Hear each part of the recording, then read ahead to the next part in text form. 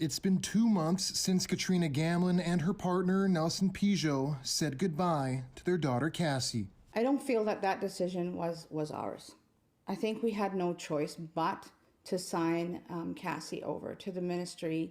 Cassie is 13 years old and needs complex care. She struggled with developmental disabilities, including autism. Last year, she was hospitalized with psychosis. That's when the family finally got some relief, 3 days a week of respite services. We felt like she was healing, she was recovering, we were getting somewhere. We were getting some rest, and we felt like we could provide the care that she needed. But it was short-lived. The Ministry of Children and Family Development pulled back the services last April.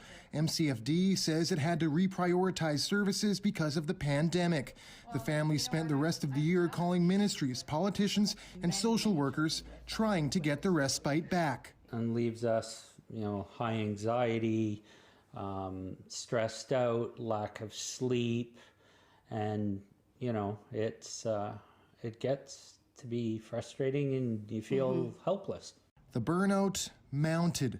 Every day when I woke up thinking, the first thoughts in my head would be, what kind of fight do I have to fight today? Am I ready for a fight? Am I ready to wake up and fight? So they signed an agreement with the ministry, sending Cassie away to an institution for at least a year. We have families who are struggling, who are desperate and need help, and their children are going to end up in care.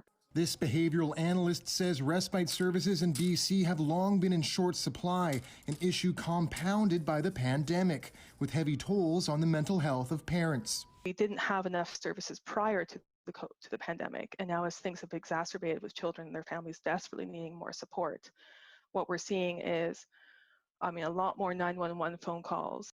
Parents like Gamlin want that to change. She's just slipping through the cracks, and that happens to countless families all over the province. In a statement, the ministry says many facilities have been put on hold over the past year, and it's working to get back to pre-pandemic levels.